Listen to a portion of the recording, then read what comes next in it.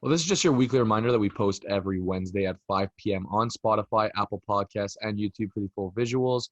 Follow us on Instagram, YouTube, TikTok, and Facebook at Nothing But Controversy, Twitter at NB Controversy. Go to nothingbutcontroversy.com/shop to buy our very exclusive merch.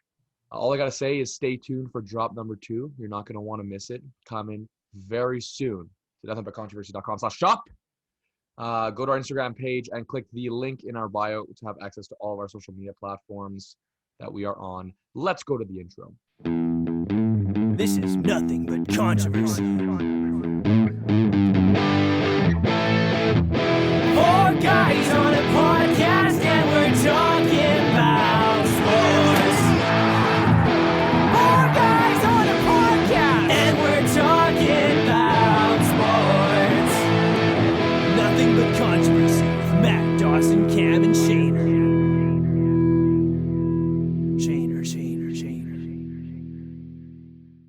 Well, that was a great intro. We still got to change it. Definitely going to have to get on that.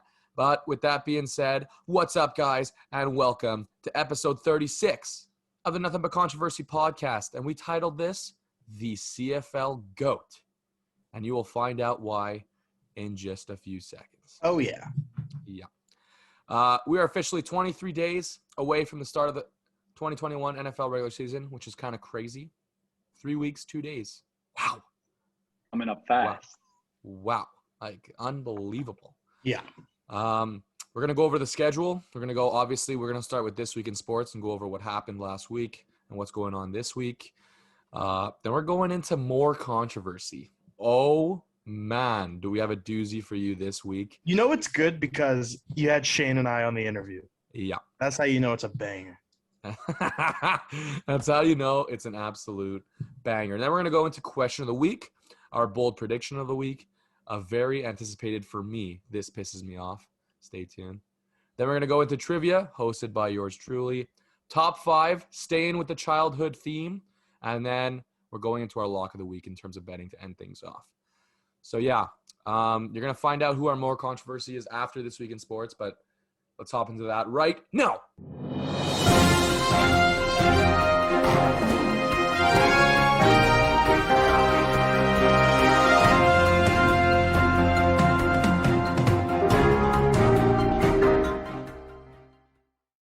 This week, a lot of stuff happened.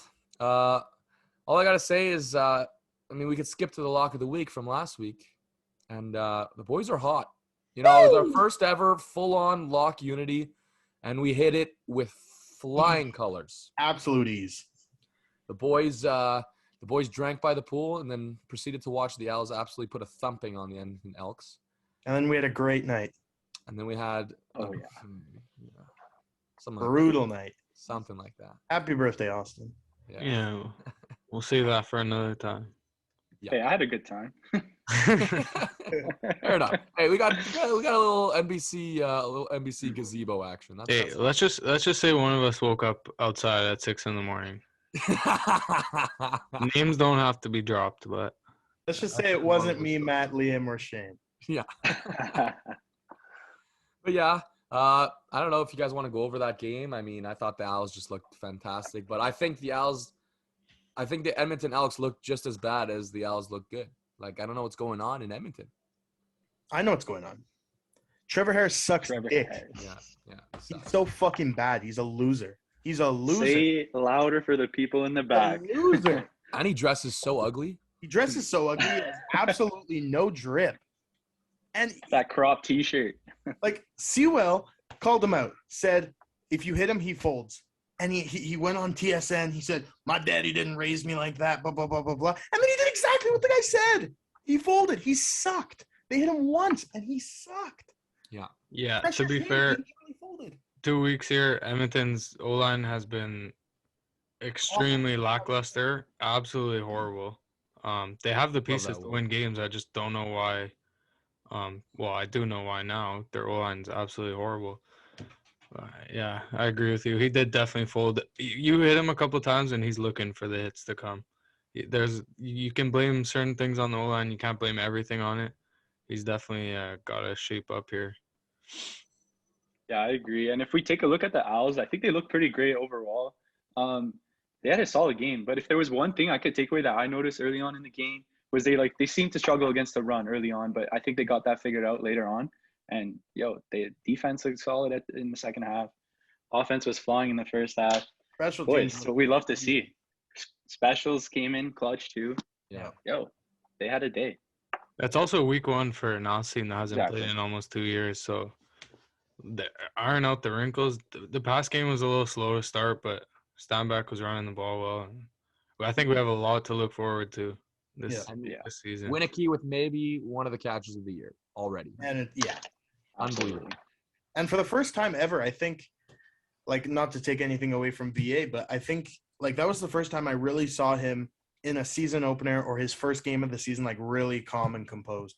Like he didn't force anything, didn't throw a pick, I don't think. I think that was the first time we've seen him start a season opener. Yeah, exactly. But like was really calm, really composed. So that was, good to see. Yeah, well, listen, I have Al's Elks with an arrow pointing to Al's Stamps because we're right back into it on Friday with the Owls going to Calgary and playing another team which is just can't figure it out right now. It's kind of crazy. And no Bo. Bo put on the 6-game injury. Yeah. That's nuts. Yeah. I mean, I think it has to be the Owls game to lose, even if Bo was playing. Obviously, he's shaken up, confidence, and his body is actually shaken up. But I think now it's even more the Owls game to lose. Cam, I think you said O'Connor was starting for the Stamps, right? That was Shane that saw that first. He broke the news to us, but yeah. Shane or Schefter. One thing to add here, I know Bo Levi has a broken fibula, and there was no way he was going to play anymore. But they're confident in him, in O'Connor. They liked what he did last year in the preseason.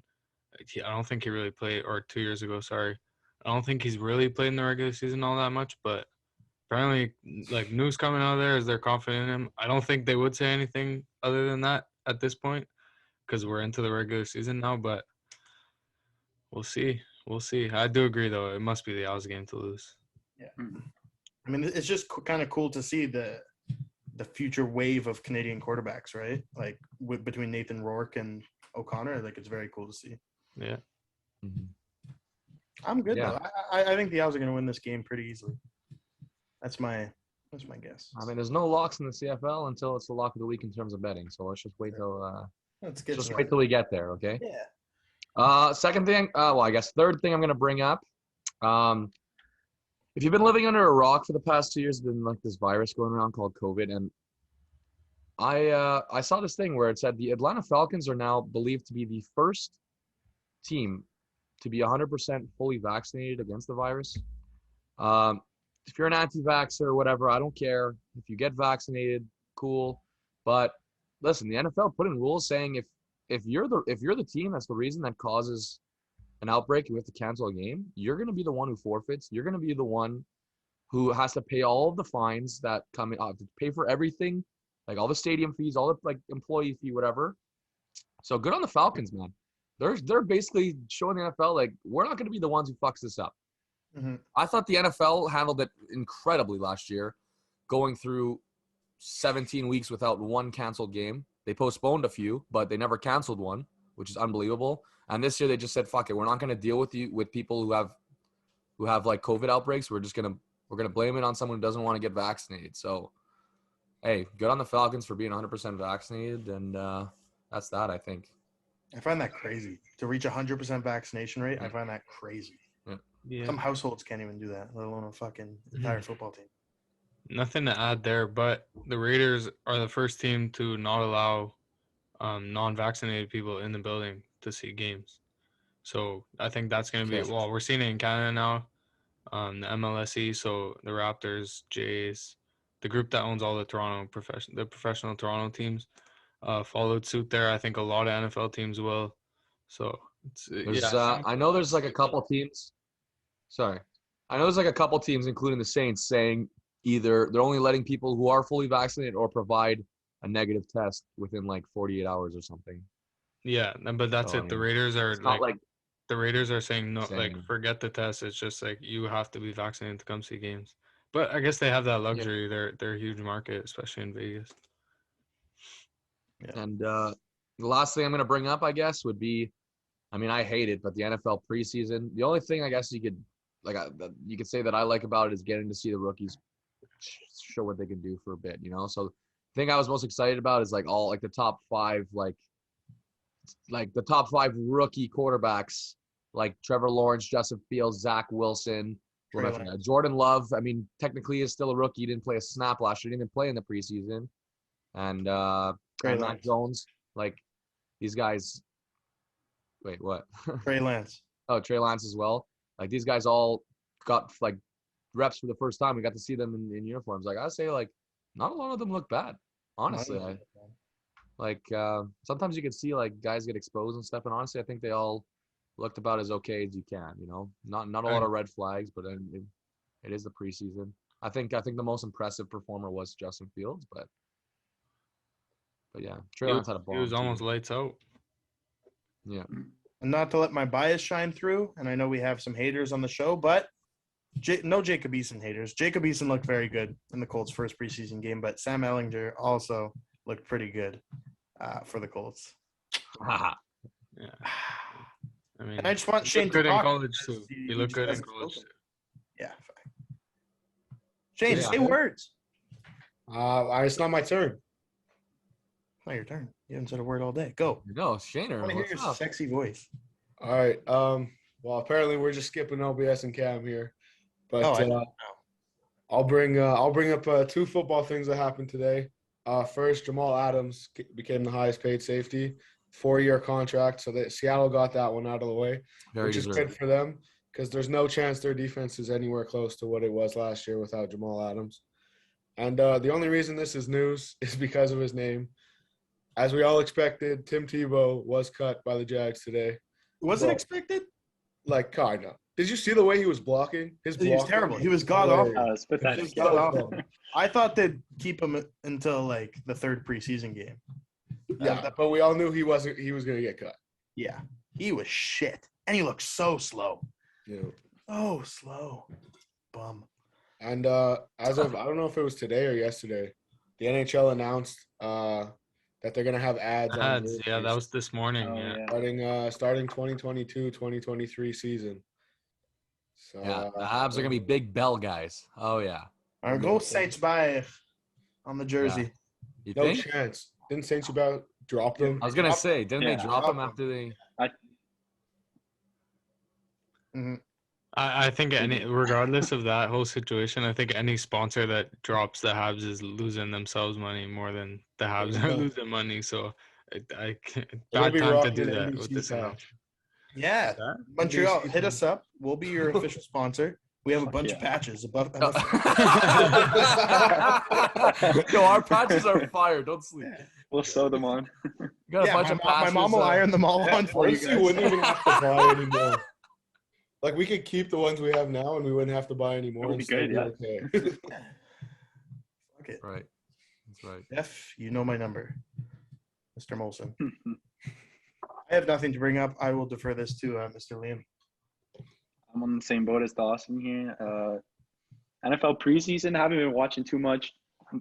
Watched the Pats play the old Washington football team.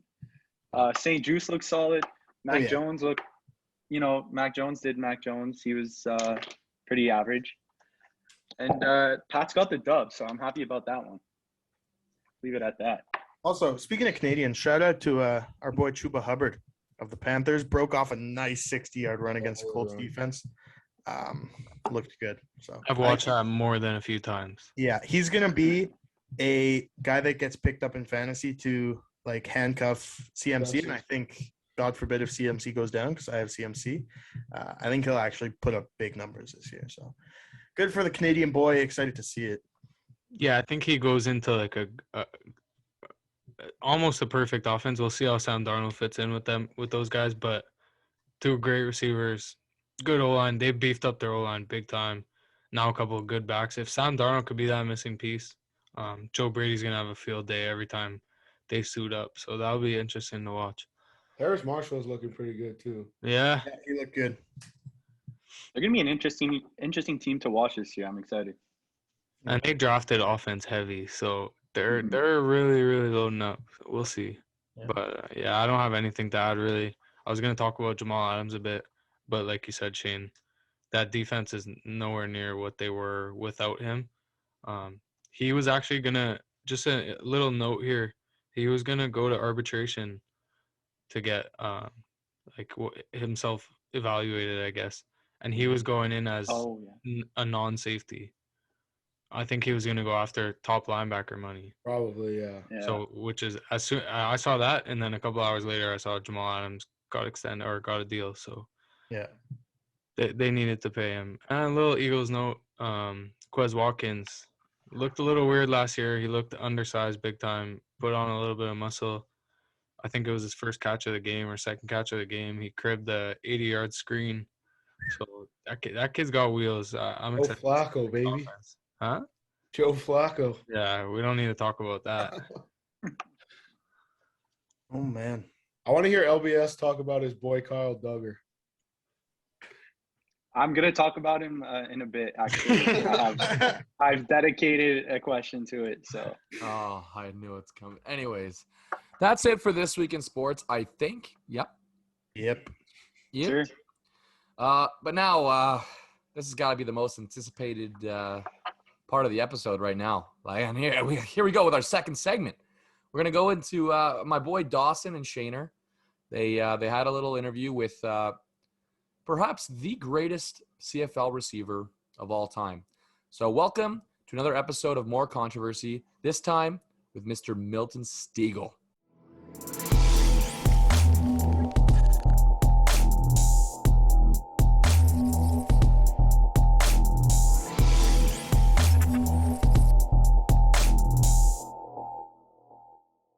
All right, what's up, everybody? We're kicking off a brand new episode of Nothing But Controversy with a special guest, 9-time CFL All-Star, 2002 Most Outstanding Player, and 2012 Hall of Famer, Milt Stegall. Thank you for joining us, Milt. We really appreciate it. Oh, thank you. When you guys make that announcement, you need to have some crowd screaming or some clapping. I was just thinking that. I'm thinking, what do I have to edit in? I'm like, crowd screaming now. Awesome. But no, thank you so much for joining us. We're super excited to have you. Obviously, Canadian boys, the name Milt Stegall is synonymous with the greatest of all time in the CFL. Wow. So it's just, obviously we had our Ben Cahoons, we had our Anthony Calvillos, but Right. Milt Stegall is just a name that everyone knows, any CFL fan knows. So, we're so honored to have you on. No, thanks for having me on, guys. I know you guys are doing some great things, so I'm just happy and it's a pleasure to be on. You know what, Shane? I know we had a question that we wanted to save for a little later, but I kind of want to get it off right away. Episode 33, Milt, we had coworker of yours, Davis Sanchez, on the show. Davis was unbelievable. Davis claimed to be Shane's dad at a certain point. But the question we had for you guys, obviously retired for quite some years now, both of you. If the two of you strapped it up today, please, hold on. You don't. Come on. Now you know. Now, we can go back and watch some film. Now, Davis and I, we didn't go against each other that much because he was a cornerback, and of course I was a slot back, so I mostly went against halfbacks. But every now and then we would have our run-ins. But the shape that Davis is in right now, I mean, shucks, I can beat him blindfolded, arms behind my back, going backwards. He can't run. But when he played, he was a good player. But right now, Davis can't do too much. And I've been on him about working out. We had a challenge that he was going to do something. But I think this is the only curling that Davis is doing right there. So. Yeah. All right. There you have it. Not surprised, to be completely honest. Not surprised whatsoever. But obviously, Milt, how we like to start every show, kind of walk us through your journey from, even the time in college to your time in the NFL, scoring that NFL touchdown. I know you had an NFL touchdown. Yeah. The journey in the CFL, all that, and then obviously how you got to TSN. Yeah, it's been a journey. It's been ups and downs, more ups, just a couple of downs. But, it started in college, and we can go back before that, but we'll start in college. I attended Miami of Ohio. Great university academically. Football, wasn't the best, especially when I got there. They were on a decline. They had been good a couple of years before I got there. When I got there, we were bad. I mean, my first 2 years, I think we won a total of maybe 1 or 2 games. We were pretty bad. My last 2 years, we got pretty good. We got a new coach in there. We got some different players in there, so we did okay. But My time in college, I never thought that I would actually play after college. I didn't have any inkling. I didn't have any, I won't say I won't have any desires, but you don't hear too many professional athletes come from Miami of Ohio. And then my junior year in spring ball, the receiver coach at the time, who I'm still good friends with, Sean Watson, one of his buddies actually played for the Chicago Bears. He was a tight end. Came to one of our spring practices. And after that practice, he pulled me to the side. He was like, you have the ability to play in NFL. You have the ability. And after that, I was like, wow, okay, well, let me start looking into this. So after that, I had a real good junior year. Scouts started coming to scout me, started getting looks, agents contacted me somewhat. And I was projected actually going into my senior year to be like that's when they had 12 rounds, like a 5th to 7th rounder. But then unfortunately, my senior year, offensively, we stunk it up. We were pretty bad. So I was projected not to get drafted at all and possibly a free agent shot, which I did. I got a free agent shot, and there were 5 teams that were interested in me, and my agent and myself decided that the Bengals, my hometown team, gave me the best opportunity to make the team. And, things started falling into place.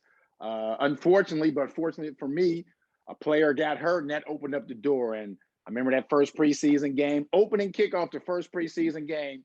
I wasn't supposed to get the kickoff, but there was a guy back there with me, Stale Miles. He was like, Milt, I don't want to return this. I want to block for you, so you take. He was like, well, no, you're supposed to. I was like, no, you're going to take it. So they kicked it off to me. I took it. Stale Miles made a great block. All the other guys did. I actually returned the opening kickoff for a touchdown, and that opened up a bunch of doors for me. They started giving me more run at receiver, made the team. First year, scored a touchdown. Didn't get to play as much receiver as I wanted to in my 3 years with the Bengals. But the fact that I was there 3 years, a lot of special teams play, saw a lot of things, experienced a lot of things, made a couple of friends. So it's something I wouldn't change for the world. So after my 3 years with the Bengals, contract is up. I signed with the Green Bay Packers. Green Bay Packers, I sustained a hamstring injury like the first day of training camp. So they really didn't have anything to evaluate me on. So they released me after training camp. And after that, I thought my career was over with. Get a call from my agent 2 days later. There's a team in Canada who has your rights if you want to go up there and play. I'm like, who has my rights? I'm thinking, I knew the major cities. I know I'd been Toronto and Montreal and Vancouver. He says Winnipeg. I'm like, who? Who's a Winnipeg? So back then, there was no internet. I had the encyclopedia. So I looked up Winnipeg and I saw it was above North Dakota. I'm like, do I want to do this? I say, why not? I'm 25. I didn't have any real responsibilities. I didn't have any much going on in the States. So I was like, let me give it a chance. And I mean, it's one of the best moves outside of marrying my wife that I've ever made, because I'm still reaping the benefits of the people and the individuals in the organization of Winnipeg. So thankful for that. Made some great friends, had some great time on the football field, got inducted to the Hall of Fame in Winnipeg, got inducted to the Canadian Football Hall of Fame. And as they say, the rest is history. Then retired from there and working for TSN. So don't get me wrong, I love America, but Canada has been better to me than my own country of America, because the way they treat me and the way they embrace me. So that's somewhat my story. Of course, there are some ins and outs of it, but that's somewhat my story from college to where I am now in a nutshell. Awesome. Now, how much did you know about the CFL? Obviously, you didn't know anything about Winnipeg, but did you know Winnipeg even had your rights to begin with, or did you know anything? I didn't know I didn't never heard of Winnipeg. I had no idea what was going on. I'd never heard of Regina. I knew about Toronto. I'd been to Toronto. Yeah. I'd been for a day in Montreal. I hadn't been to Vancouver. I'd heard of Calgary, maybe, but like Winnipeg and Regina, I had no idea. I was like, they have my rights. What's going on here? Did they pay you some money? Did they pay me some money for my rights? So I had no idea about the negotiating list or anything like that. I had no idea at all. And now, speaking of Winnipeg, just one last question before I let Shane kind of dive in here. Where does having Milt Stegall Drive, the road named after you, where does that rank among career accomplishments for you? Wow. I mean, that's top 5 without a doubt. That's you can take a lot of things away from me, but my street is going to always be in Winnipeg. That's regardless, unless I commit a crime. I guess they may do something then. But I mean, that when my kids were, I mean, my oldest was 3 and my youngest was just born when they originally did it. And a few years ago, we went back up there and they saw, and they were just like amazed. Like they knew I played football, but they didn't know how, and not bragging, but just being, they didn't know how well I was or how well I'm treated in Winnipeg and throughout Canada. So they were just amazed. We took a bunch of pictures on the street. They came back home bragging to their friends. My father has a street named after him in Canada, and your father doesn't. So, I mean, like I say, it's top 5 accomplishments as far as my football career goes, without a doubt. That's awesome. Yeah, like you said, you made that switch from the NFL.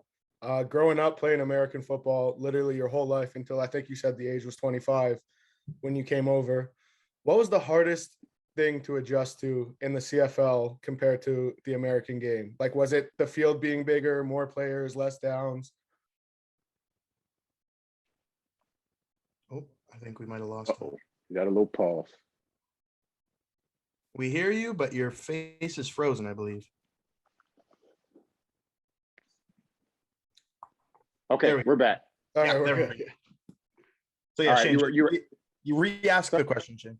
Okay, yeah. So you talked about it growing up, playing American football your whole life, and then at the age of 25, coming to Canada. So what was the hardest thing to adjust to in the CFL from the American game? Was it the bigger field, more passing, more players? Like, what was it for you that was the hardest adjustment? For me, it was the waggle. You know, as an American receiver, I was so used to, and it was all I knew. I had never heard or seen the waggle before I got to Canada. I was also always used to, you know, being at a standstill. So when I first get up here, I'm thinking I'm going to be that outside receiver, but they moved me. Mike Kelly, the offensive coordinator at the time, moved me right into the slot. And I'm thinking like, wow, how am I going to get this? You know, and it basically took me about 18 games, literally 18 games to get used to it, because I would try to time it and I would end up basically being on the line of scrimmage at a standstill because it was so difficult to time it. So it was something I would work on in practice, after practice, and off season. And it literally took me 18 years to get to the point where I knew I could use this to my advantage, where I was 18 games where I was comfortable with it, because it's not an easy transition. You ask any American receiver who comes up here and they get put into that slot, it is not an easy transition because, as I alluded to, we're so used to being at that standstill. But once I finally got it, I was able to use it to my advantage. I would actually be behind the line of scrimmage going back and forth before the ball would snap. And that really allowed me to get accustomed to the game. Another thing was that there was no 5-yard rule as far as the defensive backs grabbing you. They have that rule now, but when I was playing, I mean, you could be 10, 15 yards downfield and those DBs could grab you. And I understood why. You know, I have a waggle and I'm running at you and you can't touch me after 5 yards. I just let you know these receivers are a little bit soft right now because they have to have that 5-yard rule. Back then when we played, there was no 5-yard rule. So those two things were the things that I had to adjust to the most. And did you have, like, we've seen a lot of CFL players that came from the States say they had a guy who was already in the league kind of take them under their wing. Did you have one of those? Like, did you have a mentor when you came from the States? I won't say a mentor. There was an individual who I learned a lot from, Gerald Wilcox. He was only there. I was there 95 and 96. I played with him. 96, he tore his knee up and he basically retired out of that. But he showed me a lot of ins and outs of the game. And Gerald wasn't fast, but he was crafty. One year he was voted top Canadian. I think he had like 3 years in a row over yards. And he was an individual who knew how to use his waggle. He was like 6'2", 220 pounds. So he was strong and he was smooth.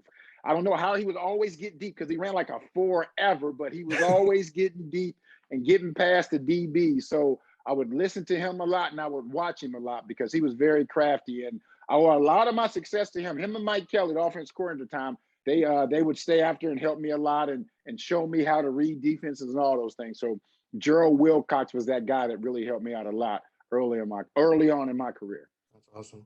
Now jumping to the CFL today. Yesterday you tweeted that with only 14 games this season, you can only see 6 receivers and 1 running back going over that 1,000-yard mark. Okay, my first question with that tweet is, what's the significance behind the hashtag paper plates? That's my first. I've been asked a million times, and I'll tell you, there's only 2 people on this earth who know what that means. That's myself and my oldest son. My wife doesn't even know, so I haven't told my wife. You think I'm going to tell you? No, that's not going to happen. All right. So Noted. those are only two people who know, myself and my oldest son. Noted. I thought we were getting a groundbreaking news story that you were going to release it here, but I'll take it. But if you can answer this one, all's forgiven. So who do you see being the 6 receivers and the 1 running back going over that 1,000-yard mark this year? Good question. I think Burnham in BC. I think Kamar Jordan in Calgary. Yep. I know he didn't have his greatest game, his first game, but I think Brandon Banks in Hamilton. I think one of the Toronto receivers. I don't know who. I don't know if it's going to be Eric Rogers. I don't know if it's going to be Daniels, or I don't know if it's going to be Ricky Collins Jr. It's all depend on who McLeod, Bethel Thompson, or Arbuckle wants to feed. But one of those 3 guys. What is that? 4? Yep. I don't think anyone in Winnipeg. I think they'll have like 3 or 4 guys over 600-700 yards like they always do. I don't think they'll have a 1,000-yard receiver because they really like to feature their running back. Right. I think Darrell Walker. Originally I had Ellingson, but I think Darrell Walker will get it. I think he may lead the league in receiving when it's all said and done. That's 5. One more. I mean, Lucky Whitehead's already almost there.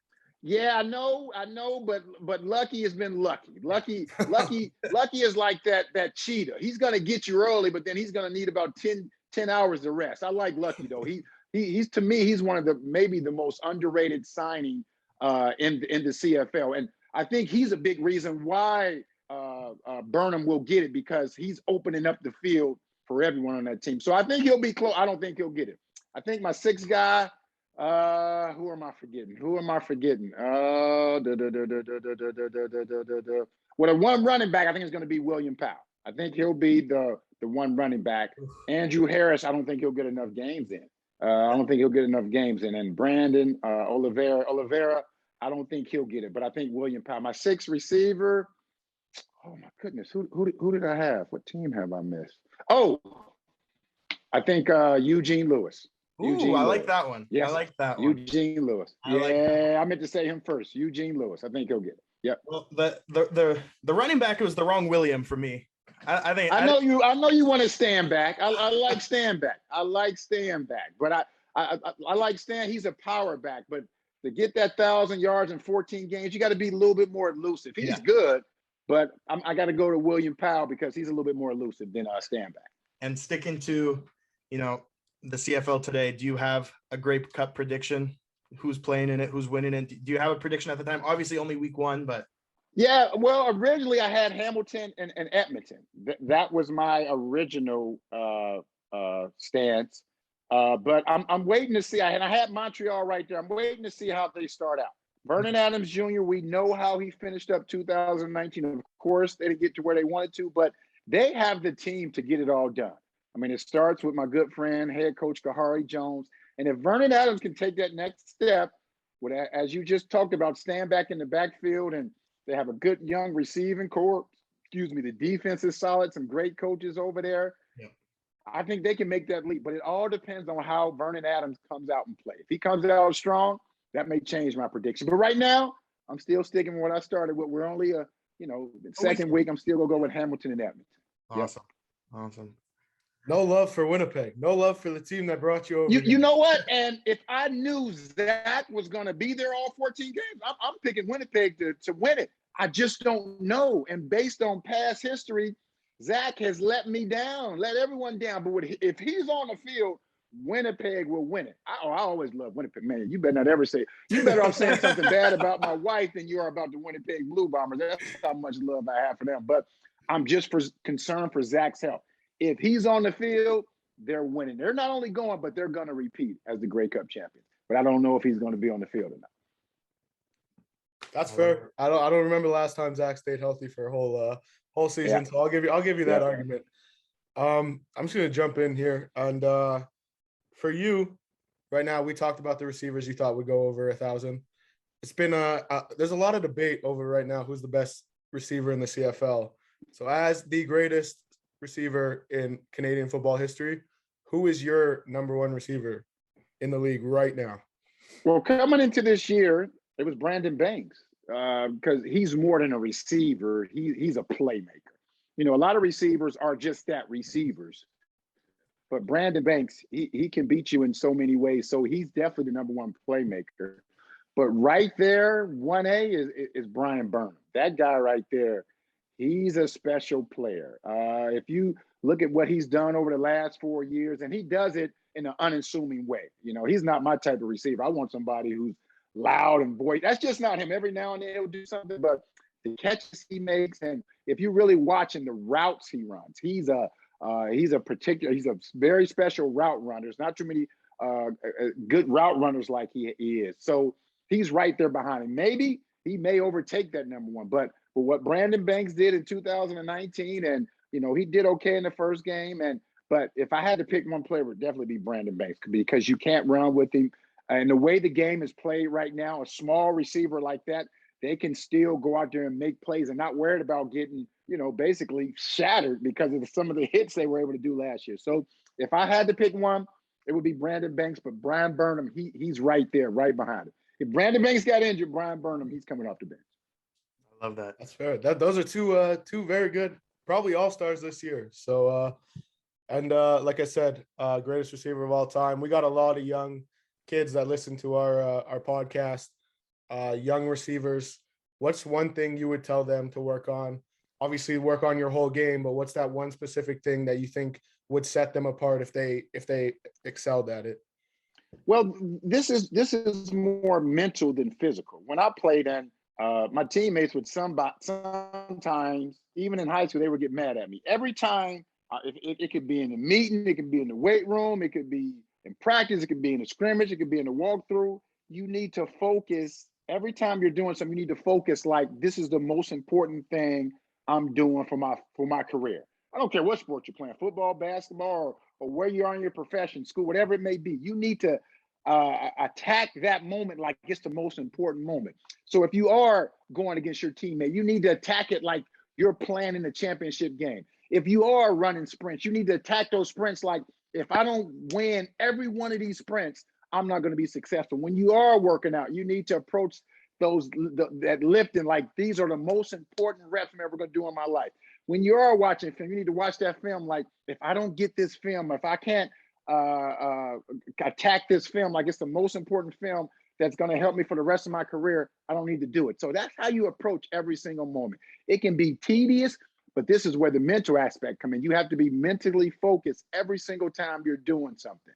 And when you do that, when you get to the game, it makes it so much easier. You know, that light switch doesn't have to always come on and go off. It's always on because you're always mentally focused. So that's what the advice I give. I mean, it can be difficult for young kids because, you know, they like to be in practice and joke around.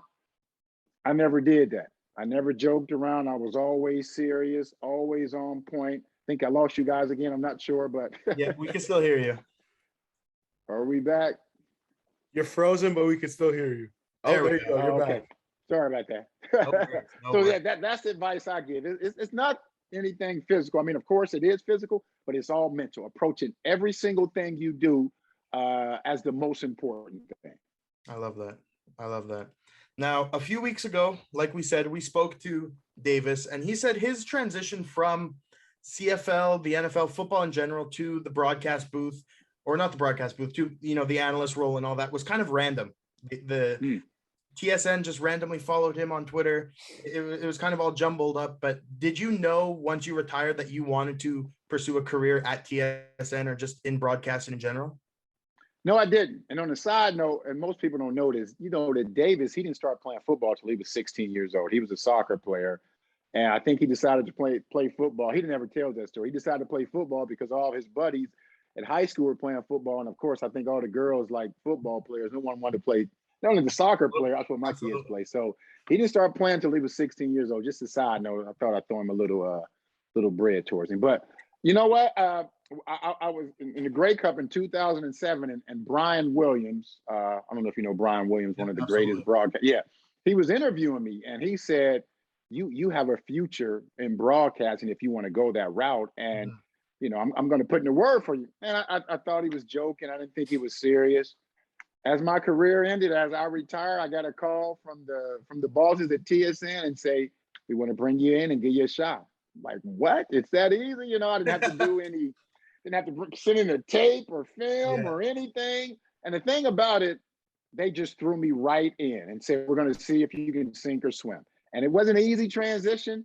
I had some individuals who really helped me out, but it was a transition as it was from when I went from the NFL to the CFL. It took me maybe a year and a half to get to it because there's so many things that go into it that you don't see behind the scenes. So the one individual who helped me out more than anyone, may rest in peace, Chris Schultz. He really took me under his wing. And without Chris Schultz, I don't know if I'm still doing. Another two individuals, Jamie Rydell, he put a lot into it, and another guy who's also passed away, Tony Darchie. But without Chris Schultz, I'm not still doing what I'm doing right now because he told me all the ins and outs of not only what you do on air, but the business side of it. So I always thanked him a lot for everything he did for me because it wasn't an easy transition. So I knew I was good looking.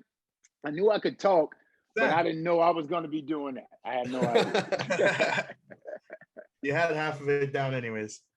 Yeah. I'm gonna keep it back to Winnipeg. Because you called me out for saying you had no love for them. So obviously you have more love for Winnipeg, even though you never knew where it was. But you spent your whole CFL career in Winnipeg. And we all know, every CFL fan knows how passionate those fans are in Winnipeg. Is that a reason that you stayed there your whole career? Like, were the fans the main reason? The fans and just the community and everything in general. It went way beyond football. I mean, don't get me wrong, I had a great time on the football field, but the way those fans in that community embraced me, I didn't want to go anywhere else. And I had opportunities. People always say, well, you had a better chance. If you'd have went here to win the Grey Cup, you probably could have made more money. It went way beyond what was happening on the football field. It was happening out in the community when I would go out and, you know, speak to the community or interact with the fans. And that was something I felt I couldn't get anywhere else. And I was so entrenched in that community with those fans. I wanted to continue doing that. And that's what I miss about not playing football. It's not what happened on the football field. It's being in that community, being with those fans. And as you just alluded to, that was the main reason why I stayed in Winnipeg for 14 years. And I mean, I cherished every single moment of it. So how long into your career did you realize Winnipeg was where you wanted to be? It took probably when I came back from the NFL. So I had spent 95, 96, 97. I had the real big year in 97. I got another shot in the NFL. And then when I was released and came back up, and when they really embraced me, that end of 98, 99, I said, okay, this is where I want to be for the long haul, forever. And, you know, the organization, they treated me so well when it came to contract negotiations, Brendan Taman and Laubauer, you know, they were one I want, and there was no negotiating. That's how well they treated me. So it was something special. And I knew then that this was going to be the place where I was going to not only start my career, but hopefully finish it. Of course, they could have traded me, and there were some people who were calling about, you know, trading me, but I would never go in and ask for a trade because this is where I wanted to be.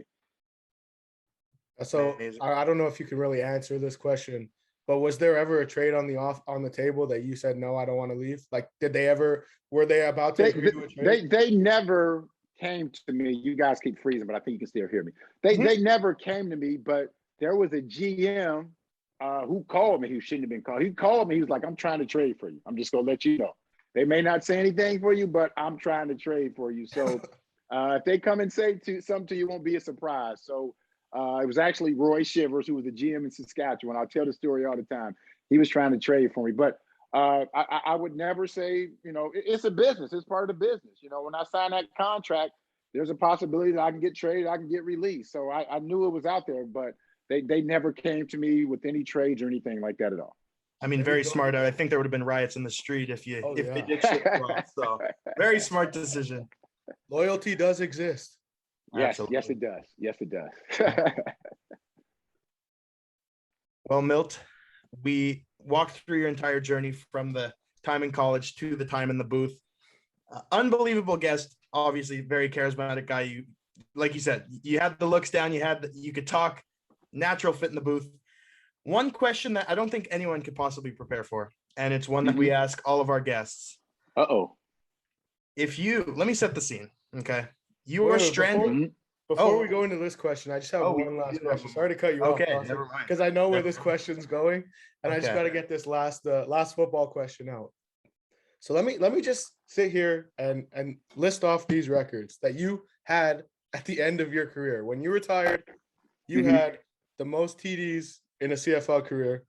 You had the most TDs in a season with 23. You had the most reception touchdowns at 144 in a career. And at the time of retirement, you had the most receiving yards at over 15,000. Of those four that I just named, which one is the most special to you? Without a doubt, touchdowns. The objective of football, if you're on offense, is to score touchdowns, and on defense is to stop touchdowns. So the fact that I scored more touchdowns than anyone who's ever played in the CFL, I mean, that's a great honor. It wasn't all just me. A lot of it goes to the players I played with, two players in particular.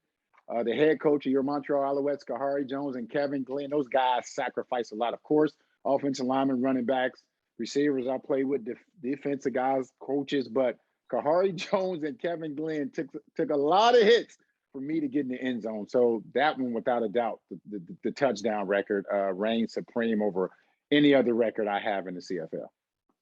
That's awesome. I agree. I couldn't agree more. If I had those records, that would be my choice too. All right. Now into the question everyone really cares about. And again, one we ask all of our guests. If you were stranded on a deserted island and a genie came down and said you can have three things. You can't wish to get off the island. 3 objects. What 3 objects are you bringing to that deserted island? You say objects, not humans. Objects. Not humans. Oh my goodness. I'm gonna bring my bands. My bands, something I have to work out. So I have these special bands I work out with. I gotta have my bands. All right. I gotta have a mirror. I love to look at myself. You guys are laughing. Every time I look in the mirror, it smiles back at me. So I gotta have some bands. My mirror. I'm serious, guys. You guys are thinking I'm joking. I'm serious about the mirror. That may be the number 1. So my bands, a mirror, and you know what? That's all I need. I don't even need 3. That's all I need. I don't even need 3 because I talk to myself all the time. So I don't need a phone or anything like that. That's all I need is 2. I'm changing it up. Bands in my mirror. I'm gonna look good. I'm gonna see myself look good. So that's all I need. I love it. Your answers were definitely better than Davis. Definitely better than Davis. He had like Vaseline and something. I don't know. Oh my goodness. Yeah. Well, I'm gonna throw this out there. You guys need to have Davis and I on together. That would be a special show. So hopefully we can work that out. So if we let us know when, we will absolutely be doing that. Absolutely. Let's work that out because Davis and I mean, we have a special bond. When Davis and I played against each other, we didn't know each other personally, but we didn't like each other. But man, since we've been working together, we have he's almost like a brother to me. That's the type of bond we have. So I would love to be on there with Davis. Definitely. And you already know how we're starting that episode, with that one-on-one with your hands tied behind your back and blindfolded. Oh yeah, definitely. All right, and just to conclude, we're coming to an end here, but we got one last question. We asked Davis the same question just to conclude his interview. And as a guy on TSN, talking to guys that are just up and coming with their podcast, what are some tips that you have for us that we can maybe work on that would put us through to the next step? Shucks, I don't know much about podcast. Well, you know what? I like what you guys are doing. You know, you're reaching out to individuals, trying to get them on your podcast. I know the best podcasts are, and maybe I'm just not viewing it correctly, where the two individuals, like you two guys, are next to each other, and maybe you are. I'm just looking at it on an iPad, but I know the ones I've looked at, the ones that I felt were most entertaining were the ones where the guys are next to each other, and maybe the pandemic is preventing that, but those were the ones I enjoyed. But I actually like what you guys are doing. You're interacting. You have some guests on there, and you're doing well. So, I mean, any way I can promote you and help you out, I'm for. Like I said, I'm not a podcast specialist, but I think one thing you could do is probably get a picture of myself in a Winnipeg uniform in the background. I'm sure that'll help out. But Sounds good. I have a lot of walls. I like what you guys are doing, man. And any way I can help you out, I'm definitely willing to. Definitely. Thank you very much. Thank you. All right, well, everybody, that concludes our interview with CFL legend Milt Stegall. Milt, just once again, thanks for joining us. We'll definitely be setting up that you and Davis episode, so we'll stay in touch with you. But once again, thank you, and we'll be watching you. All right, man, you guys take care. And I can't say go Alouettes because I've got to be neutral, but go Kahari Jones and Robert Gordon. Those are my two guys. There we go. There we go. I'll take that. Wow, that was a good interview. Oh. Oh my goodness. But yeah, once again, thank you to Mr. Stegall for joining us. Absolute legend. That Absolutely. interview was fantastic. Great person to have. Oh, the Saints just signed Kevin White. Look at that. Anyways, yeah. Yeah. But yeah, we're going to go into a segment we do every week. And that's our question of the week.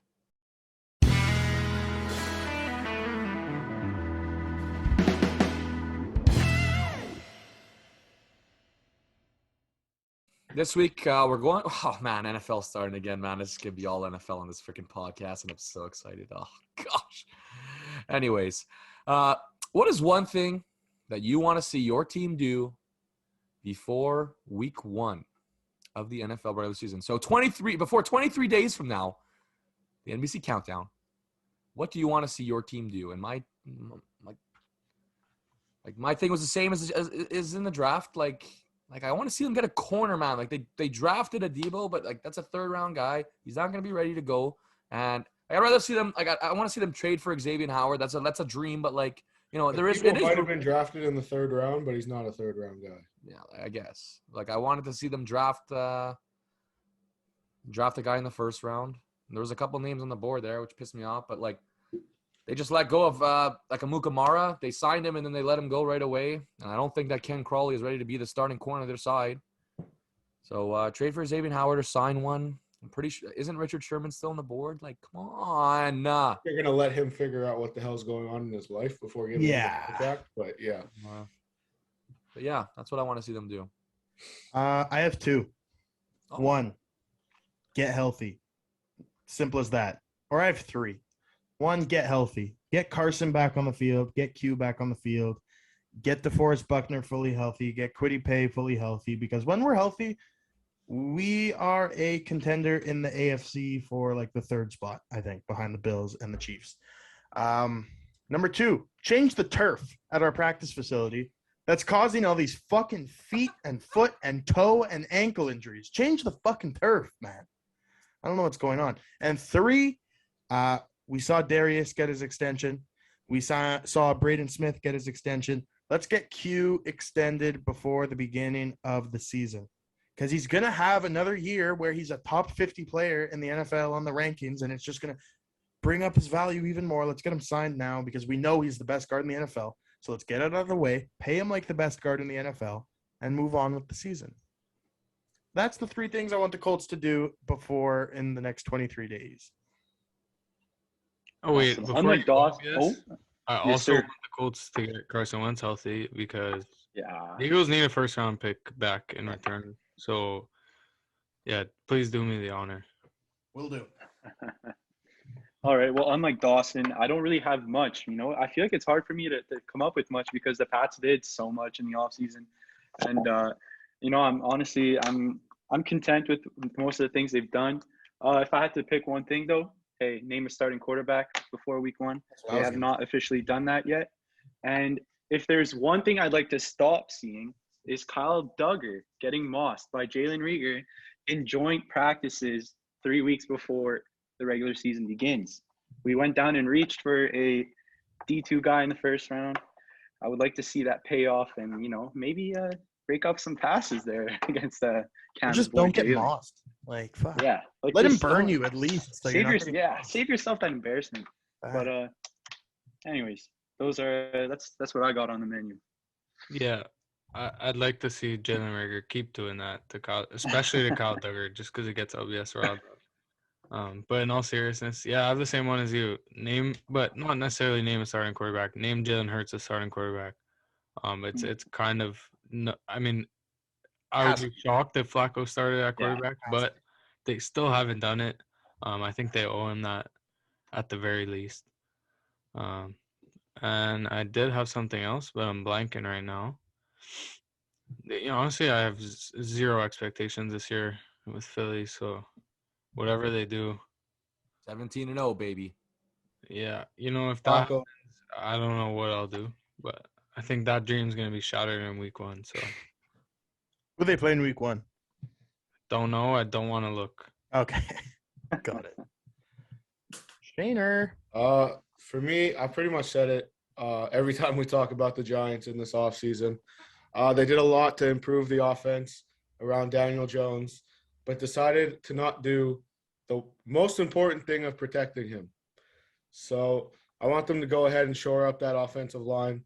There's some guards out there, DeCastro, Easton, Austin Reeder's a center, but he can move to guard.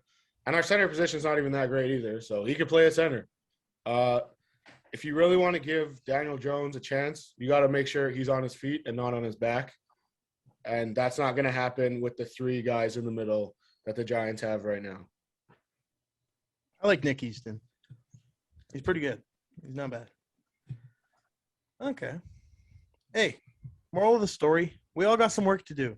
Okay, let me go very quickly. Of the 5 teams, of our 5 favorite teams, who's going to have the best record this year? The Colts by far. Yeah. That's not even close. Well, it depends. Don't say the Saints. It's not even close. It depends if the Colts have a quarterback, man. Okay, fine. It also depends if the Saints have a quarterback. Yeah. The Colts roster is better than the Saints roster without quarterbacks. Also, easier division. In my opinion, Sure it is. But also, don't sleep on the Pats, man. Don't sleep on the Pats. The Pats are also in a very good division, though. I'm going to sleep on the Pats. I'm going to sleep on the Pats. I'm not going to sleep on them, but like Cam, I'm going to go in with minimal expectations. No, I think you could have more expectations than Cam. Oh, the Eagles could win week 1. The Eagles are playing the Falcons. They could win.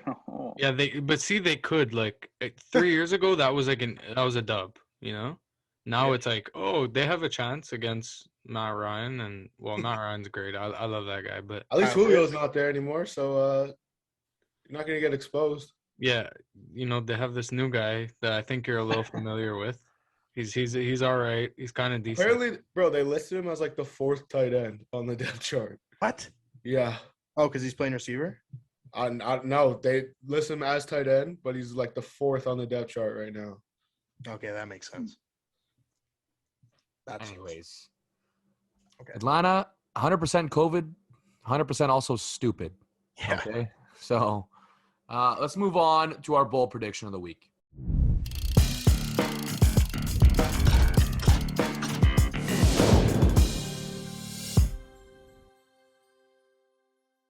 This week I've got a downer. I've got a big downer. So let's all brace ourselves. Happens every year. And I feel like there's only been like 1 or 2 big names that have gone down with season-ending injuries. Oh. So my bold prediction is that this week, another big name will go down with a season-ending injury. I don't wish it on anyone. You're fucked, yeah. I don't wish it on anyone, but it happens every year. It's going to happen this week. That's fucked up. Yeah. Mine. Even though they're 1-0, I think we can all somewhat agree the Ottawa Red Blacks are not a fantastic football team. So I have the Ottawa Red Blacks. I don't know if it's going into Saskatchewan or hosting Saskatchewan, but they are going to beat the Saskatchewan Roughriders this week. That is my bold prediction of the week. I was going to use that one, and it was a little too bold for me. Yeah, I know. But, no, I don't – no, I hate Ottawa. I don't know what I'm saying. But, yeah, I got them going into Saskatchewan and taking care of business. I like it. I'm taking things over to baseball again. The Blue Jays have a 3-game series coming up against the Detroit Tigers. They could use they could string along a couple wins here, which would help them a lot to make the playoffs. So I'm going to go bold and say that they're going to sweep that series against the Tigers. And there's the bold prediction of the week for myself. What? No value? No odds? You can't offer value in 3 games unless I don't know. A little parlay? A little parlay. Come on.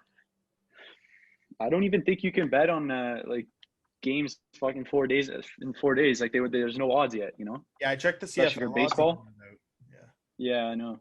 Especially for baseball, they don't exactly know who's starting and stuff. They can't really make the odds 4 days ahead or 3 days ahead, even 2 days ahead. Who knows? My favorite part about Liam's bold predictions is he always gives value. You know what's crazy? Both my predictions today have no odds. No. Oh, I think that's a first. Oh my god. I think it's a first. I'm sick. Hey, you're fired. well, listen, the lock is going to be a lock regardless. Doesn't matter what the odds are. So. All right. Yeah, I'm gonna ride with you, Dawson. Ottawa's gonna have that kind of spoiler mentality all year. I think even within that room, I mean, they've been saying they're hopeful and they expect to win every game, but no one outside of that room expects them to win any game. So I think they're going in with that underdog mentality all year. Their defense honestly does not look that bad. They held Edmonton to 12 points. Yeah, they won 16-12, so 12 points. They forced turnovers. Cody Fajardo looks really, really good through 2 weeks so far, but yeah, I think Ottawa might pull off the upset, so I'm going to go with that as my bold prediction this week. This is just a battle of 2 teams I fucking hate, too. I hate Saskatchewan. Yeah? Oh my God. I used to hate them when it was the Owls and them in the Grey Cup for 2 years in a row, but now I love Cody Fajardo. The rest of that team's in shape, too. They're my early Grey Cup favorites right now. Other than the Owls. What about Winnipeg, man? Winnipeg's balling. Yeah, but Shout out to Milt. Collaros is Collaros. He won't keep this up all year. He will not keep this up all year. Let's hear it. All right. We talked about this before, and I think it was This Week in Sports. O'Connor starting for the Stampeders. First start. What are you looking at me like that for? You better not say what I think you're going to say. First start for O'Connor in the CFL. He's going to be nervous. And this high-flying Owls defense loves to get them some turnovers. Montreal is going to force 5 turnovers. Woo! Let's go. We love that one. We love that. Including a fucking Pat Levels fumble. Forced fumble. I don't know where he was on Saturday, but put Pat Levels in the damn game, man. I love that one. I thought you were going off the board. I was going to be pissed. Oh, man. I would never do that. Oh, man. What's next, Matthew Campbell? Well, the next segment we have is one that we all love. It's a little segment we like to call This Pisses Me Off.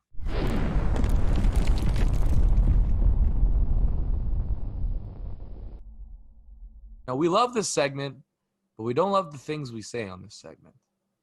Okay? The things we bring up. Yeah, that's how it works. Yeah? This week, the thing that pisses me off, wasps. Oh, man. Okay? Last 2 weeks, they've just been extra, so extra bad. Okay? I got stung on Thursday, first of all. So thank you for that. But I did a deep dive. Okay, I was looking for their purpose because I literally swore they had no purpose except for being dicks. Okay, their only purpose. This is what I found. The only purpose for society is that they eat dead insects and they eat flies. Just imagine how many flies would be flying around if there was no wasps. That's it, though. I can deal with flies, man. I cannot deal with wasps. Not only are they dangerous, okay? They can literally kill someone who's allergic like that if they don't have their EpiPen. Have your EpiPen. Yeah, but still. Thank you, dangerous. Dr. Stainer. It's dangerous. They're just persistent dicks. And literally, I was looking at facts, if you get stung, you're more likely to get stung. The venom attracts other like other wasps. Yeah, that's how animals work. Yeah. Okay, they're ugly. Have you ever looked? No way, that's a point here. Have you ever looked? No, this is what I'm saying. Have you ever looked closely at a wasp? Have you ever looked closely at any bug ever? I have not. Name one cute bug. Fair enough, but how ugly and scary Ladybug. looking are wasps? Yeah, wasps are ugly.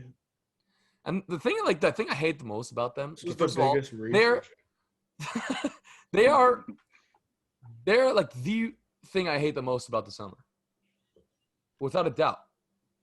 Like getting stung by a wasp made me think like I can't wait for winter. How crazy is that? That's wild. I just don't want to. That is wild. Whenever there's any bug within like 50 feet of Matt, he turns into the biggest baby ever and freaks out. It's hilarious. Okay, the last thing I'm gonna say about wasps is that they're always there at the worst times. Literally the worst times. Like you're having a barbecue, you're just having drinks outside. They're just always there at the worst times, and you always get up and fucking try to swat them, even though swatting them's just terrible. Like, I hate wasps, man. Why? Why are they there? All right. Man. You done? Nah. No? Nah. Okay. This pisses me off. This week is directed strictly to my father. Oh man. Robert, I know you're listening. When I have a snack, okay, whether I get a bowl of cashews or a thing of Cheez-Its or I cut myself up an apple, okay, I prepared that snack for the exact amount that I wanted. For the exact amount that I wanted. I didn't want. If I wanted less Cheez-Its in my bowl, I would have put less Cheez-Its in my bowl. I so agree. Okay? So when I walk by, I'm not even hanging out with you. We're not hanging out. If I came downstairs and we were watching sports and I didn't bring you a snack, sure. But if I'm going from my kitchen to my room, and you say, hey, let me get one. No. Nope. I will go get you some. I'll get you a bowl. You're not having from my bowl. Absolutely not. Today. It happened today. I had Dad's cookies. Okay. You know, the yellow package Dad's cookies. All right. I know there's 2 in there, but it's a single, if I wanted more or less cookies, I wouldn't have taken that many cookies. Okay. I was on my last cookie. I had a half left. He goes, hey, can I get a piece of that? I'm like, I literally said, like, are you fucking kidding me? I hand him the cookie and he takes a bite and he hands it back. I'm like, I don't want it back. Like, clearly pissed off. He like puts it on my lap. I'm like, I don't want it back. I put it back on his lap. We're in the car, rolls down the window, throws the cookie out the window. I'm like, what are you fucking doing? You motherfucker. So it's not just my dad. He does it worse than anyone, but just in general, I don't want to share my snacks with you. I don't want to share my snacks with you unless it was predetermined that we're going to share a snack. Like, I'll have a bowl of chips and share it with people. I don't care. But if I have an individual portion of snacks, I do not want to share it. I literally cannot agree more. Thank you. And the worst part is sometimes, like, let's say I'm like pouring some chips out of a chip bag into a bowl, right? Yeah. Like, my mom will be in the kitchen doing stuff, and instead of just asking me to pour a little bowl, or as I'm folding the bag to put the little bag clip on it, she'll take one of mine or take like 5 of mine. And I'm like, Mom, I have the bag in my hand. Yep. Like just take it out of the bag, man.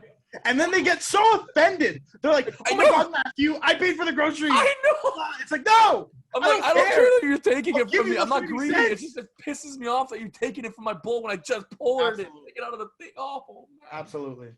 Absolutely. And I don't have a sharing problem. It's not that. Like, anyways. I so agree. We're in the same boat there. Well, on the topic of groceries, I don't know how relatable this one's going to be, simply because it's kind of like a stupid pisses me off. I don't know if I'm more mad at the fact that it's actually a thing or if it's just the situation I put myself in. But at certain grocery stores, they make you pay $1 to unlock the cart, to take the grocery cart and bring it into the – yeah, it's $1. Well, I don't know. It's been $1 in my case, all right? So that's a loony, all right? So typically – I don't have change, man. Come on. Like, who has change these days? This pisses me off because I always forget to bring change. And every time I go, I once I tried to go in with a $5 bill and like, hey, can I get some loonies so I can shop in your grocery store? They're like, no, sorry, we can't do that here. Anyways, I ended up just stealing a cart that day, but it just pisses me off because I don't know the reason. Give me your cart. It just pisses me off because I don't really know the reason behind it, and I know the it would reason have to behind be it. quite- I'm going to cut you off. quite a good I'm gonna cut reason. you off. I'm going to cut you off. What's I know the the reason? exact reason behind it, and it's you guys know what I my have an number one fear on earth is. Homeless people. Homeless people. Okay, the reason they charge you $1 for the cart is those fucking homeless people take the carts and use them to carry their cans around, and they don't bring them back. They steal the carts. That's why. Yeah. That wasn't even my theory, but that's a good one. Yeah, and I was gonna say it would have to be quite a good reason to justify this charge, you know. Yeah. And it just pisses me off because it happens to me way too often. Now Yeah, I'm but, stuck bro, you could just buy one of those things that goes on your keychain. what things? Stick it in. See, but why do I have to go out of my way to use a fucking cart, a grocery cart? That's I don't want that. I want to be able to stop at the grocery store on my way home and not think twice about grabbing a cart. You know, that's it. That's all I'm saying. It happens to me a little too often. I think that's why it pisses me off. It's more my fault more than anything at this point. But it still pisses me off, and yeah, it's just inconvenient. And that's what I got this week. Quick hack that I learned: just bring in a big. Well, unless you need like a full ass cart of groceries, bring in like a couple bags and fill them up as you go, and bring them to the cart. That's what I started doing, or sometimes It's pretty annoying. I'm walking into the thing, like the cart return outside, hoping no one clips it back in. Like what? And that's another thing that pisses me off. Let's say you're bringing your cart back that has to you have to lock it manually. Who actually goes in and actually locks it? I just roll my thing back in there. Yeah, you have to be a fucking narc. But don't you get the $1 back? Yeah, Do you? I don't know. I've never in. actually had to put the $1 in. Damn, that's crazy. I didn't even know you got it back. Yeah. That kind of ruins my entire point. But Hey, it's fine. regardless, I think I've never had to do it yet. But now I know. So I'll get a loony, and hopefully I'll just keep that loony in the car for the rest of my time here. Rest of my time. All right, boy. You know what pissed me off this week, and this is inspired by a story that we've all heard here. Oh, But- God. When people don't fucking lock the door to the bathroom in public places. Oh, I'm so happy. Little story time. Oh my God. Okay, so you guys heard. All right, you guys heard the outburst from the boys because Dawson was with me this weekend. We went to, a town that has their struggles. We'll put it that way. We won't name it because I don't want this kid to be found. Yeah. Oh man. Me and Dawson went to Taco Bell. They don't have that in Quebec because, they don't want to be French. So, actually, we do have one, but apparently it's bad. So Dawson made me drive 45 minutes to get some Taco Bell. Yeah, that's why we went. No, so I went to the bathroom as Dawson ordered, and the door was unlocked. So I just promptly opened it, and there I was. I can't say this without laughing.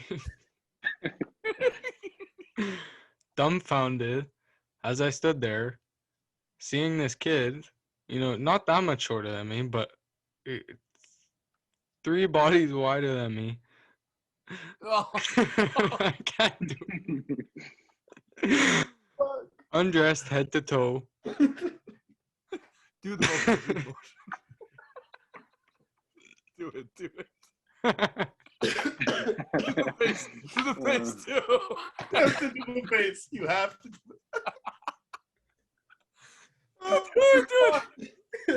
So, for anyone who's watching and not listening, the kid was like this, like.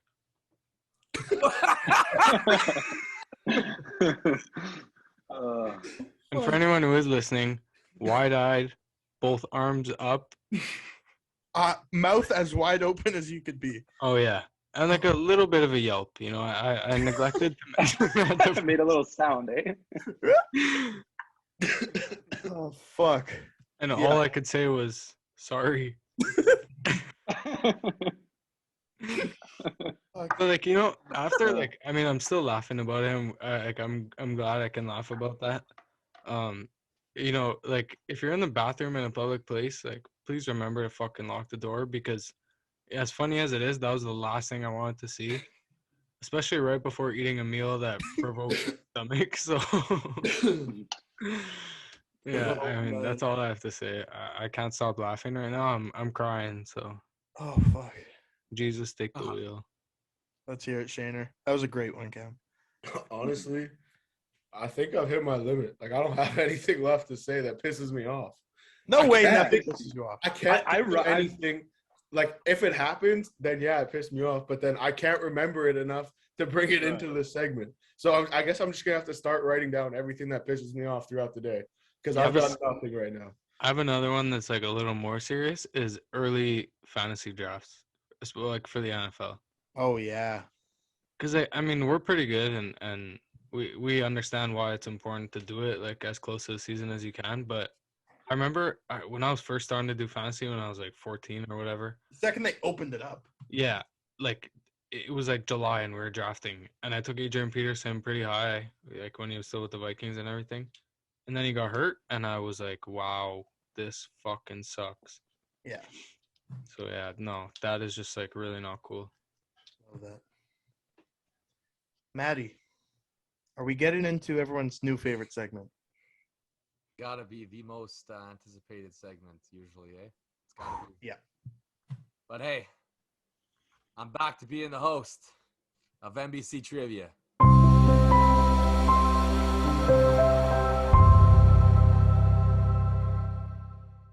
You know, as a defending champ, it is my duty to host. And I know you guys don't like hosting. You guys don't like coming up with a question. I love it. I love seeing what you guys are going to answer. I'm excited. And another guy who's excited, who's not on our podcast, he goes to my camp. I'd like to give him a little shout out. His name's David Jeffries.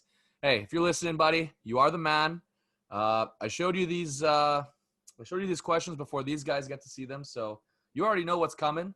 Yeah, David, you get the little. It's David with a Y, not an I. Yeah, never seen that either. Yeah, it's kind of weird, I know, but yeah, yeah. All right. Last week, Dawson went away from the 3-3-3 system. I'm proud to say that we are back. And we are starting with, guess what? The NHL. The NHL. The NHL. You guys like this? It's kind of nice. I do like it. Also, gentlemen, before we start, at the conclusion of this episode, I'd like to propose / call a meeting for the hosts of the Nothing But Controversy podcast and come up with a punishment, a weekly punishment for the person who finishes last in trivia. Okay, I think it should be something simple yet embarrassing. That'll go a little viral on Instagram. I don't know, showering with your clothes on or something like that. I got something to do right after the pod. I don't know if I could be there. Okay. I'm kidding. That's because he knows he's gonna be last. It is. All right, Hey, Liam, this is your last week. You could be last, apparently. So here Nah, we not happening. go. NHL. What NHL team holds the record for most all-time losses? I feel like we just did this question. You did wins. That's why I did losses.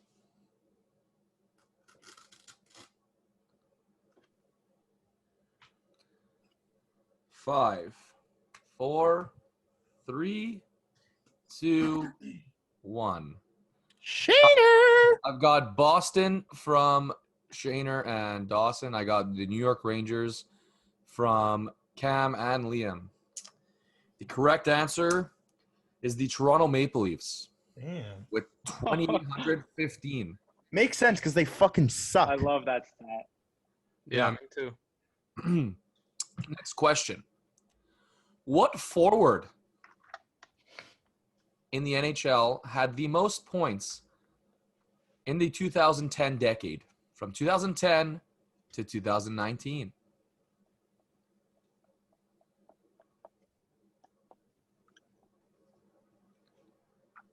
Five, 4, 3, 2, 1, go. Yeah. Oh, okay. So Sure, all boys. four of them had Patrick Kane.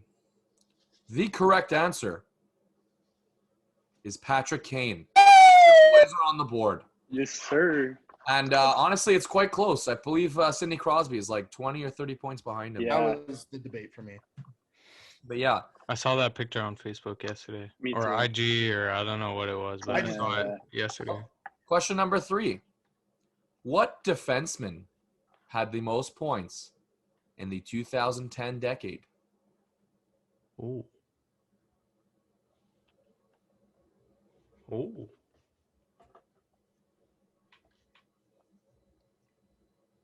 Mm, 5, 4, 3, 2, 1. Lift them.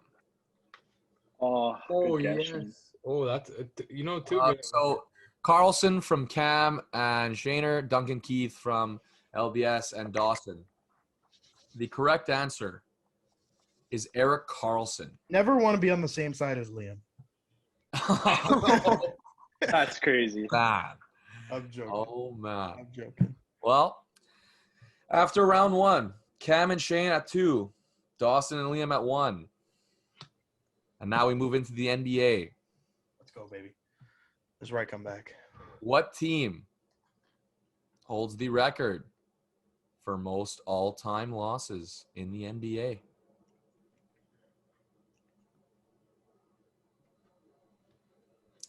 My hint for this one is that I was shocked, and I had absolutely no idea. Fuck. 5, 4, 3, 2, 1. All right, so Cam had the Lakers, LBS had the Knicks, Charlotte from Shaner, and the Bucks from Dawson. Correct answer is the Sacramento Kings. Really? 3,135. I feel like they're new. I think they're just not good. That too. All right, question number 2. Besides LeBron James, who currently is the active leader in career points? You guys understand the question? Yeah. 5, 4, 3, 2, One of 1. Yeah. KD from Dawson Oh, and Shaner. Yeah, that's, yeah. Steph from That's, fuck. I LBS don't know. and KD from Cam. Ah. The correct it's answer KD. is Carmelo Anthony. Oh. I was gonna guess him. Fuck. Yeah. With I can't believe I didn't go with 27,370. Question number 3. Who is the active leader in career assists? Didn't we do this already?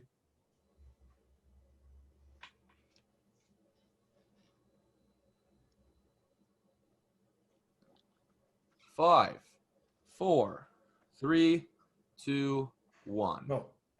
CP3 from Sorry, Dawson. Wrong it's name. not clear. CP3 from Cam and Liam. Yeah. how are we accepting late answers like this? I wrote it wrong. To be fair, I didn't look up before mine. I was honestly Correct answer I swear to God. is Chris Paul. Okay. Thank Hey, you. whoa. Shane, first of all, Liam wrote C, and Shane lifted No, 10 seconds after. my board was wet. Okay.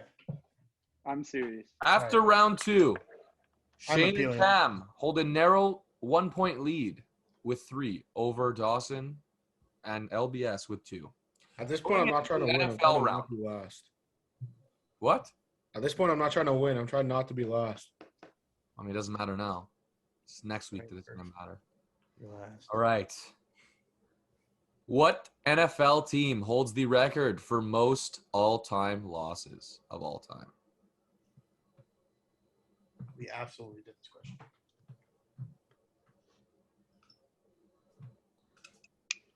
I don't know. 3, 2, 1.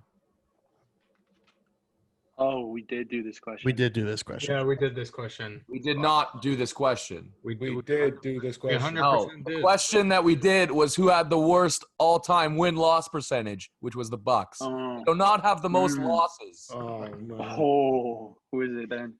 Yeah. Dawson and Shane had the Bucks. I had the LBS Bills. had Cleveland. I had Who'd you the have? Bills. And Cam had the Bills. The correct answer is the Arizona Cardinals. Oh. Yeah. Who is the active leader in NFL touchdown receptions? Larry Fitzgerald's retired, right? He is not. Not signed, though. So he's not retired. He's still an active player. Is it him though? 5, 4, 3, 2, 1. Lift them. I got Fitz from Cam, from everyone but Shaner. Shaner had Antonio Brown. The correct answer, and quite frankly, it is not close, is Larry Fitzgerald.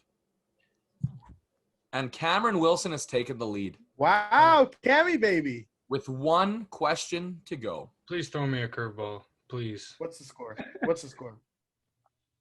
Currently, everyone is at 3 except for Cam, who's at 4. So everyone is still in it, going Hey, to the good final. job, boys. So no matter what, I'm in at least a tiebreaker. Yeah. Fuck. Bro, are we getting a fucking full tiebreaker over here or what? Imagine. I would be shocked if you guys all got this answer. It's a tough one. Time to shoot some Shaq bricks. Who is currently the active leader in NFL tackles?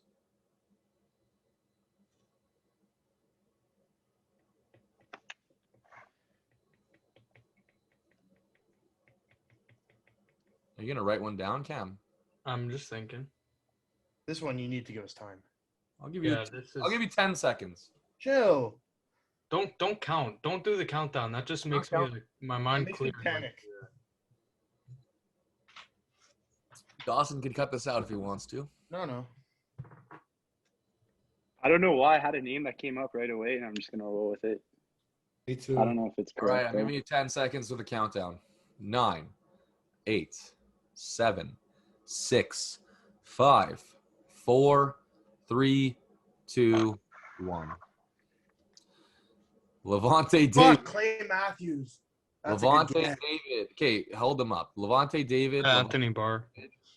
from Dawson. No way you had Anthony Barr. Dude, Yeah, I'm Clay- throwing bricks, bro. Oh, LBS and Barr from Cam. Clay Matthews is a good guess. The correct answer is Bobby Wagner. And Cameron Oh Wilson wow! is your episode 36. Oh man. No Congratulations, my friend. Oh man. How many tackles does he have? I can't 12. believe I didn't think of him. Damn. I can't believe no Way. one Well, put it his didn't name out. matter. But yeah, that was another episode of NBC Trivia. If it were up to me, well, all 3 of you guys would be having to do the punishment because all 3 of you guys finished tied for last. So be Man. lucky. Be lucky that we're not doing that this week. Okay, in mine and Shane's defense, Levante David is second. Is he? Yeah, he is. Well, good Followed job. by Malcolm What Jenkins. the hell is Clay doing? Yeah, Clay's way down there. Wow. I thought it. I guess he didn't have a lot of crazy season. I don't know. Clay's never been a tackle beast. He's always been like off the edge. Yeah, I was gonna say he One of came my off the edge like majority of his career, That's true. Eh? young career, anyways. They did play Yeah, I him didn't at backer think- for I a didn't- while though. Yeah. But if Malcolm that Jenkins is awesome. third, like Yeah. It's it kinda could be a crazy. guy that it could be an X. All right. factor there, too. Well, great job, guys. That was Congrats, fun. Cam. And you know what's going to be even more fun? This top 5. This top 5. So let's go into the intro right now.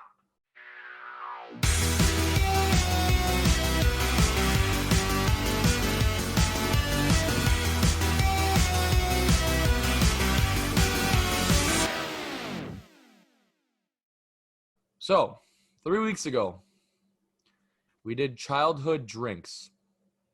2 weeks ago, we did childhood snacks. Last week, we did childhood phys ed games, schoolyard activities. Yep. And today, are we going back to our childhood? Fuck yeah, we are, baby. The answer is abso-friggin-lutely. Bringing it back with some childhood TV show action here. All right? So, before I start, I'm going to let it loose right off the bat. I do not have any Disney Channel shows on here. I was not a Disney Channel guy. Flame me all you want. I was a big Teletoon YTV guy. That's me. That's my life. Honorable mentions. Do you guys know the show 16? No. You know that show 16? Anyways. It was fire. It was a show about like kids in a mall that were like 16, and there was a super sick intro track. Anyways. And Total Drama Island. Don't know if you guys know that show. It was basically like an animated Survivor, and it was super funny. Like, and it was good. Anyways, at 5. I don't know about you guys, but I was a huge Pokemon guy growing up. And Pokemon, number 5, easily. Number 4, Fairly Odd Parents. Oh, man. Classic. Dude, what an unbelievable show. And there's, I would just watch it thinking about what I would do if I had Fairly Odd Parents. It's like, oh. I would wish for 1 million subscribers on YouTube. Yeah. Number 3, and I expect this to be on a lot of lists, perhaps the most classic cartoon ever created, SpongeBob. Absolutely. Yeah. Shout out to Cam. SpongeBob. And number 2, this is a shocker. Not cluing in here. I was a big Danny Phantom guy. Don't know if you guys know what that is, but I love Danny Phantom. That's my number 2. Number 1, Johnny Test. Great Questionable. You were a nerd. Oh my God, you were a nerd. Johnny Test, number 1? Yes. Johnny Test was sick. Maybe maybe because I'm 2 years older than you, but Johnny Test sucked. No, you're tripping. You're tripping. Get out of my face, Doss. I hate you so much. I hate you. Like. All right. God. Number 5, Sweet Life of Zach and Cody. Family Channel, absolute banger. Shout out to Ashley Tisdale, aka Maddie. Big crush. Big old crush on Maddie from fucking Sweet Life of Zach and Cody. Oh, yeah. Number 4, Cam and I just made eye contact about SpongeBob. Cam didn't get what I was saying. Come on. Shane's house. Yeah. Oh, God. There's a reason why that was buried in the back of my mind. Yeah. Cam and I were just watching SpongeBob at 3 a.m, 2 a.m, after Conor McGregor fight. And we were just like loafing out, just like half asleep, whatever, just chilling. And someone came down to watch it with us. You'll remain nameless. And they were like, oh my God, is this the episode where SpongeBob gets his license? We were like fucking 20 at the time. And I'm like, bro, chill. I just want to say it was at my house, but I was not the person that went downstairs and said that. She was not the person.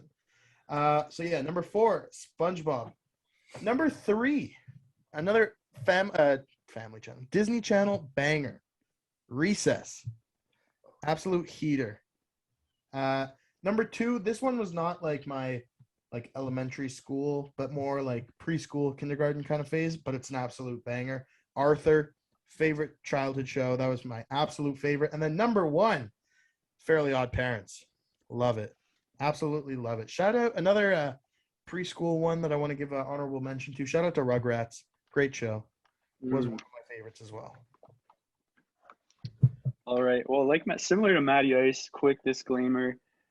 In my let's say 8 to 16 years old, 15 years old, I was purely YTV. I didn't have the Disney Channel, so that's going to affect the list. But my first 2, 4, and 5, I went with some oldies, some real oldies like Dawson. Arthur, I have at number 5.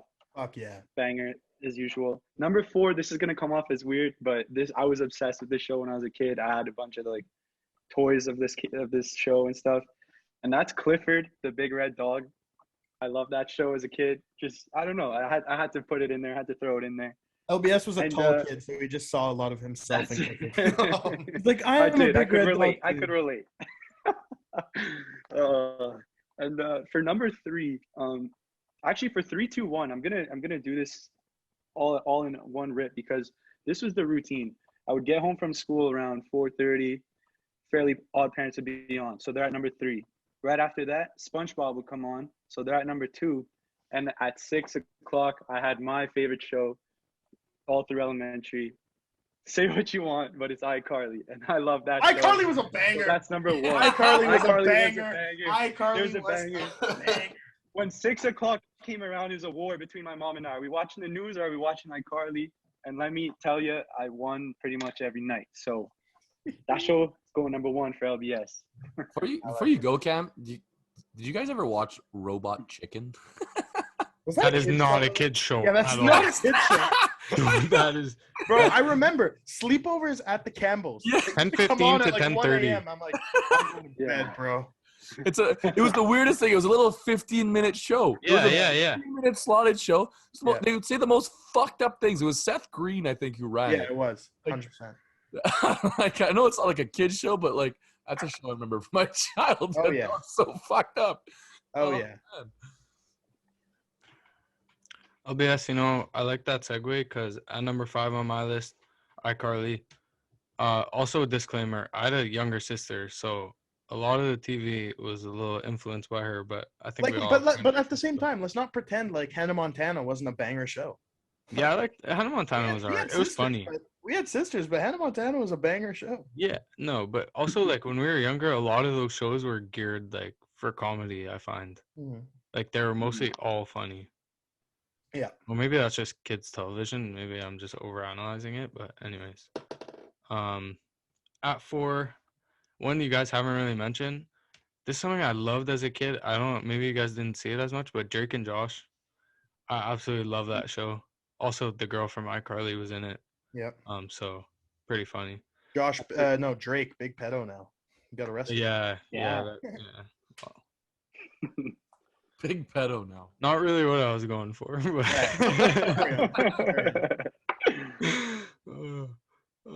where am I at here? At 3, I have SpongeBob.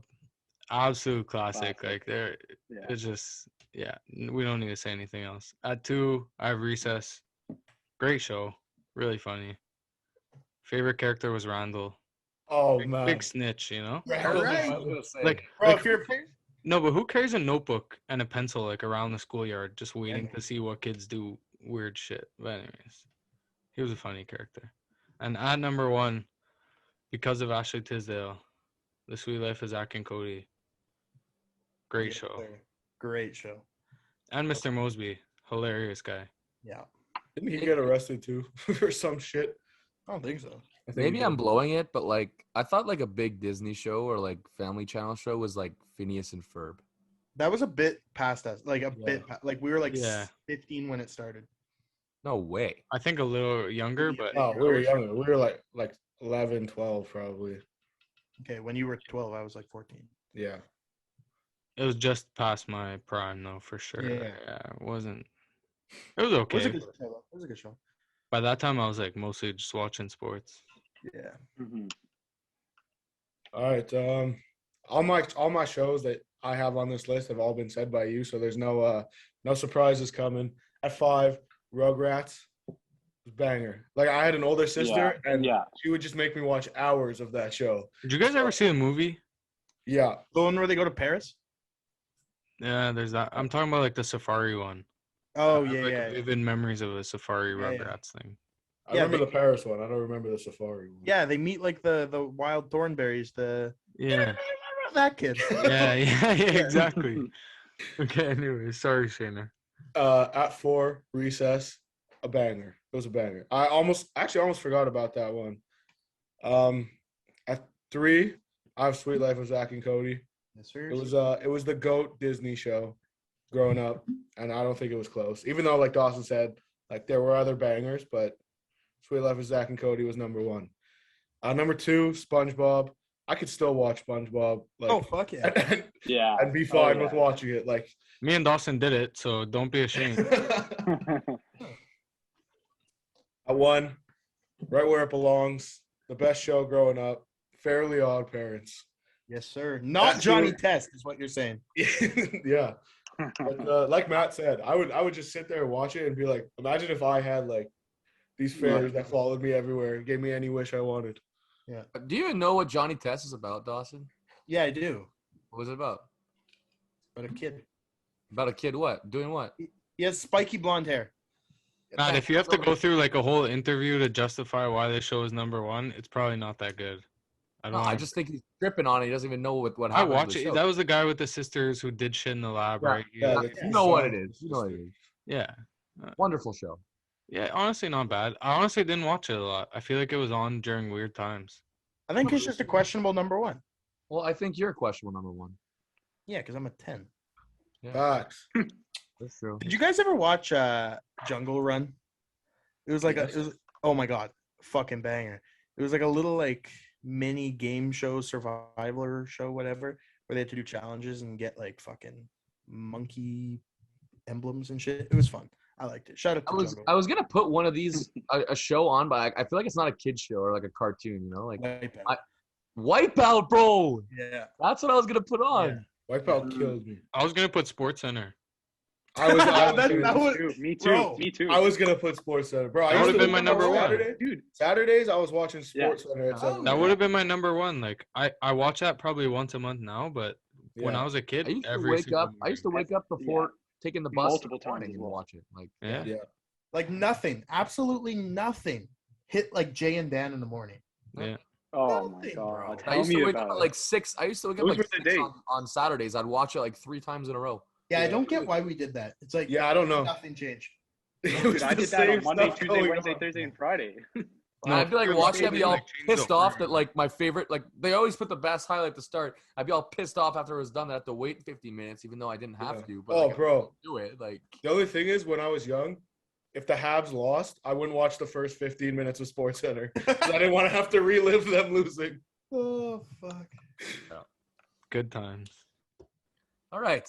Well, that was our top 5 childhood TV shows, and now we're gonna end off this show with our lock of the week in terms of betting.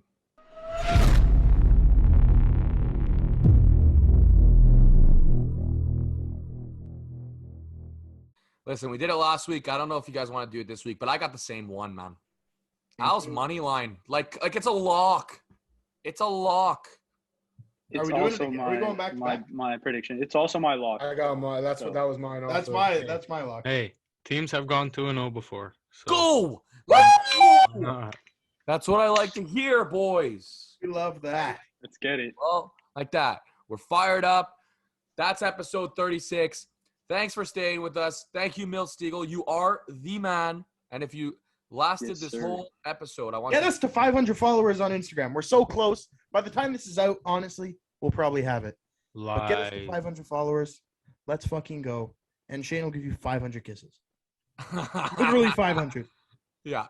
And just your last reminder, nothingbutcontroversy.com/shop and buy some merch. Love you and good night. Shaner, come in.